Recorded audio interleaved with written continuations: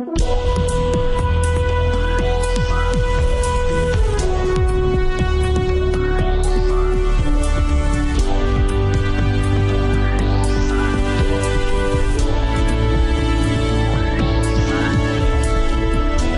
to Real Money Talks, how to make money, manage money, and invest money. Your Real Money Talks host, Laurel Langmeyer, gets straight to the point about what it actually takes to make money and build lasting wealth in today's changing economic climate. If you're ready to get the financial results you've always dreamed of, keep listening. Real Money Talks is the right place for you. And now here's your host, Laurel Langmeyer. Hi, this is Laurel, and we are back at Real Money Talks. Today we're going to talk about how do you keep your money. And we're going to talk specifically about a conversation that I call due diligence. So again, how we learn these conversations are interestingly ridiculous, I'm going to call them. It's handed down, it's called inherited behavior. And unless you're really taught some of this conversation about money, and this one's really about the investing and keeping money conversation, you really won't know how to do it. So in one of my Millionaire Maker books, I did a series of 3. It's called Wealth Cycle Investing, and it's in chapter 6. So if you go to asklaurel.com/podcast gifts, I give you gifts over there, and you can go grab this chapter over there. And it's the risk and responsibility of due diligence. So due diligence, it's really the art of determining real risks. It's another way of saying, how do you research and should you invest in certain things given your inquiry and investigation process that you put in place? So many times, it's number one, this isn't taught unless you really are getting into private equity investments, real estate investments, gas and oil investments. And we have very strategic ways that help you really learn due diligence, understand due diligence, and your responsibility of it. So I've made up this formula. It's called the 5 Ds. It's data, discussion, discovery, diagnosis, and decision. So again, the goal of due diligence is to put yourself in a situation in which you know as much as possible and you've gained the knowledge about a particular investment to help mitigate your risk and identify your risk association to the asset that you're looking at. So in the data collection, there's a lot of different things. And again, that's why I want you to download the chapter as you listen to this, because I'm going to be pointing you through the chapter at things I think are really critical. Before we go through these 5, again, data, discussion, discovery, diagnosis, and decision, I want to just, frame a few things around due diligence. Is where do you learn it? Again, I mentioned before, it's usually inherited. So where I'd guide you to learn it are the very people who are doing it. So get to know the real estate investors in your community. We have enormous real estate investors in our community at Live Out Loud. Love to have you join and be a part of it. There's gas and oil and people. There are business brokers in your town. There is, what I call lower level, but supportive and helpful, like SCORE, and in Canada it's called the BDC, the Business Development, Commission. There's a lot of places. Your local chambers, more connectivity than it's due diligence, but you want to be out in the communities and with the people is my number one way to understand due diligence is get to the streets, is what I say. Get to the streets, to the very people that are doing exactly what you want to do. There's so many people in this investing conversation who read and you'll study online, but you actually don't go out and you see the investments. To me, that's the highest level of due diligence is, you want to buy gas and oil. Well, we'll set up an appointment and you can fly into Texas and go see them. You want to see what any of my businesses look like. I do what I call field trips, and you can go on field trips and I can show you why we bought the business, how we bought the business, what's the plan for the business, what's the turnaround of the business, how do we staff the business, all of that. And you meet my partners. We do very unique and real things in our Real Money Talks at this podcast. So that's just some backdrop, just in what I call common sense of due diligence. And you really want to do some background checks on the people that are in the investment that you're doing. So that's where we're going into the data collection. So that's kind of number one, is you want to look at the investment. Now, number one, they should provide you some good paperwork, not just idea paperwork, but like a PPM, a prospectus, some paperwork that says what the deal is. And I think sooner than later, as long as you stay in these conversations with us, you're going to realize that there's a lot of ideas, not deals. Again, there's a lot of ideas, not deals. So like, for example, if you look at Shark Tank and the deals that come by Shark Tank, it takes weeks, if not months, to get them prepared. A lot of those people come with an idea. Hey, I have this good widget. I have this thing. I have this process. I have this service. I have this product.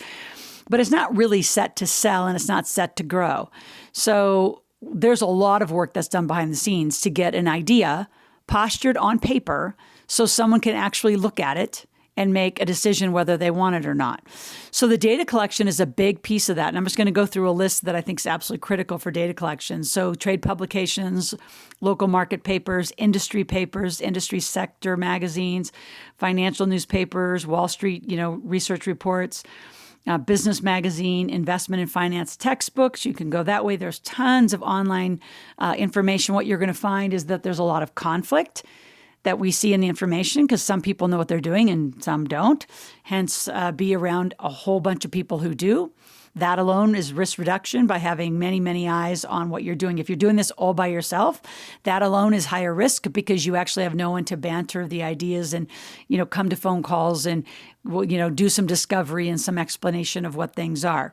So again, we have a lot of those calls available. If you go to asklaurel.com, we start them there, and then those calls can get more advanced given what you are wanting to learn.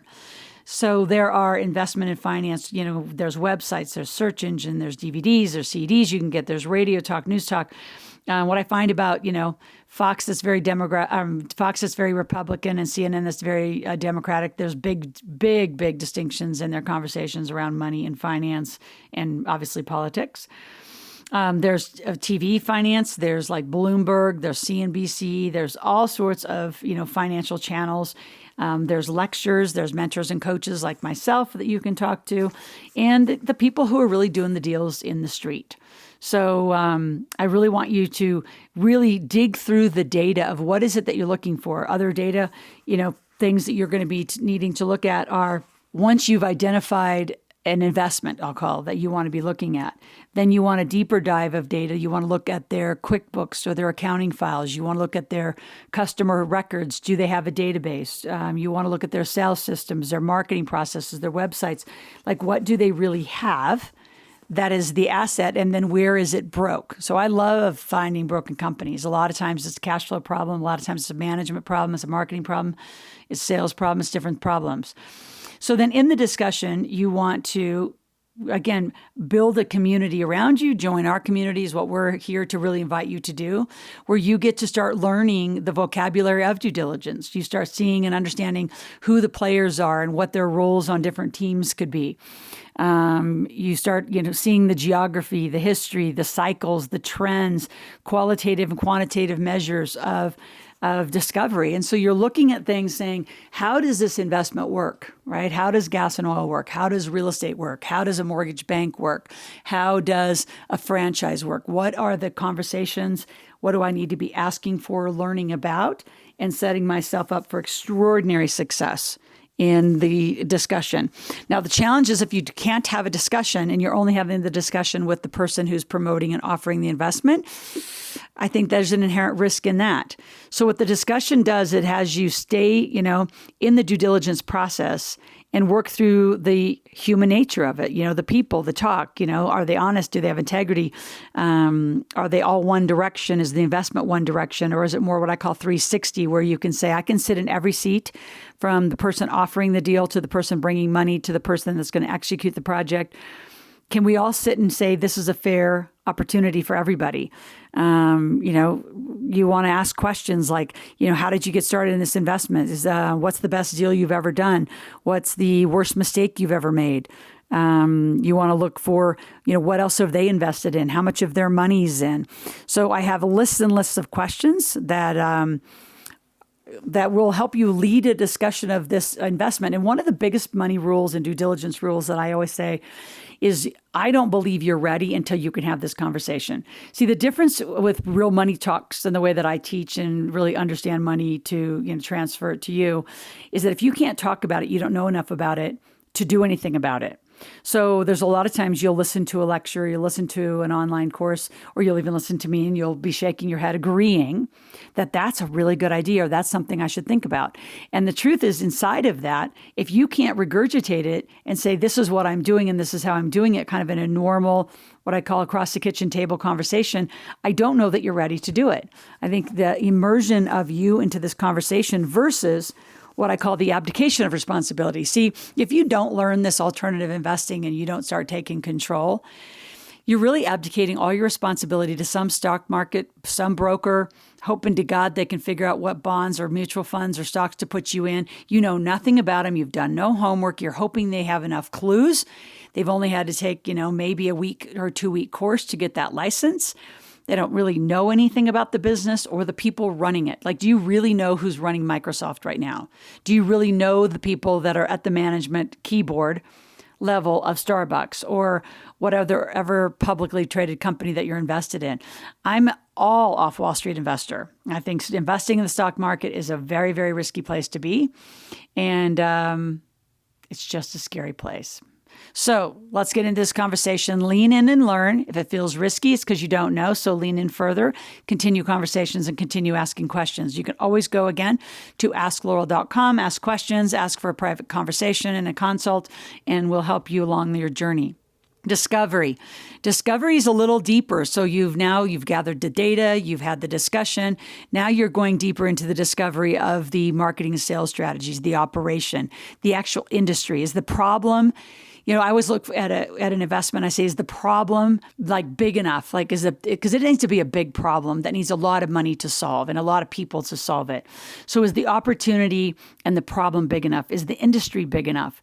Right? What are the competitors doing? What are the players doing? This is where you're going to really dig in. You say, well, I don't know how to do this. Then you're going to come join our calls, and we're going to be continuing to teach where are your supply and demand channels, where are the vendors. I would say discovery of all of the things we've just talked about is the longer piece for you to sit in and learn about, because there's so many, different pieces of this, the organization, the management,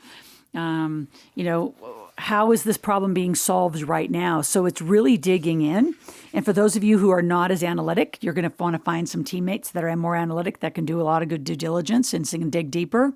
A lot of people on our team have pretty deep access to background checks and pretty thorough checks about who the players are and do they, what do their own bank accounts look like? What do their own, world look like? That's what bothers me. If you don't learn this, do you know what your stockbroker's invested in? Do you know how big this checkbook is? do you know how much money he's ever really managed?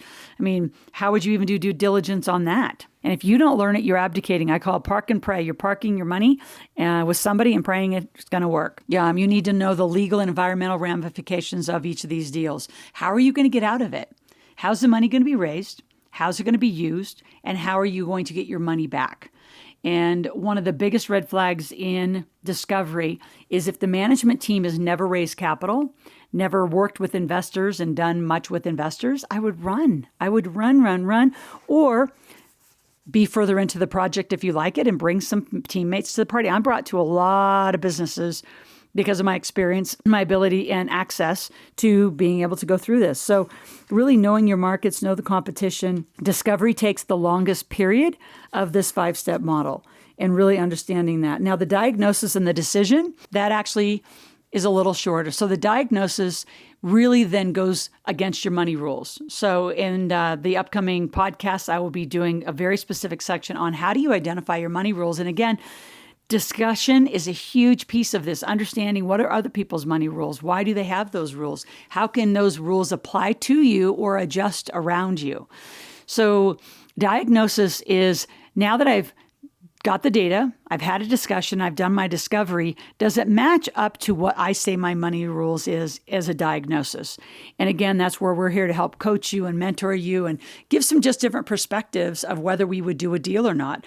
And then my favorite discussion and discovery and diagnosis is, if the answer is no, for you to get better at this, what would have to change in the deal for you to get to a yes? So I'm going to say that again. What would have to change in the deal for you to say yes? Which means you really need to understand, is it a marketing problem? If it's a management problem, I'd like to see somebody who actually has investor relations on the team. I'd like to see the money put into a more transparent bank account. I'd like to see the product, be ordered in different tranches so we're not, carrying such a big inventory load. What is it about the deal? Is it about how they're spending the money, how you're going to get the money back, who gets paid first? Is it about the taxation of the deal? All of this is about the diagnosis of, does it match the rules that you're stating for your life and your investment, opportunities? Or is it just a good idea because friends are doing it? And I really want to caution you, there are so many people who invest because their friends are doing it or because you trust somebody. Like I always say, following me is not a money rule. I'm not licensed. I won't tell you what to do. I'll tell you what I do. I'll tell you what's worked, for other people, but you have to make your own decision. So through money rules and due diligence, which really go hand in hand, you start getting good at looking at deals, really being that shark. All right, this is that conversation of how do you be a shark? How do you look at a deal? How do you make an idea a deal? How do you make a no to a deal, a yes to a deal? You get to this kind of level of conversation with us, you're going to be doing some awesome investing and getting some great returns. Now, the decision is a yes or no. And if it's a no, it could be a not now or until these things change. So no, there's a lot of opportunity. The one thing I would caution you about around a decision is when people say, the deal's going to be gone. It might be, but you know what? There's always another one coming. So really be careful with yourself and your financial positioning that there will always be deals. There'll be good deals. There'll be bad deals. There'll be interesting deals, but there'll always be deals. And I can promise you in this lifetime, all of you have the opportunity to buy the community that's around you, the laundromat, the dry cleaners. You could buy a restaurant. You could buy whatever you want to buy. Be a part of the contribution of your community, not just the consuming of a community. So there's some points for due diligence on data, on discussion, on discovery, on diagnosis, on decision. Take it to heart. Read the rest of the book. We will be linking this to money rules as we continue our conversation at Real Money Talks. Again, if you have any questions or conversations, please just go to AskLaurel.com. Pop in your name, phone number, and email, and ask any questions. Say, I'd like a conversation with somebody in tax or just Laurel or however you want to do it. We're here. We're available. My team is set up to totally engage with you through our Real Money Talks podcast. Have an amazing day. I'll be back soon.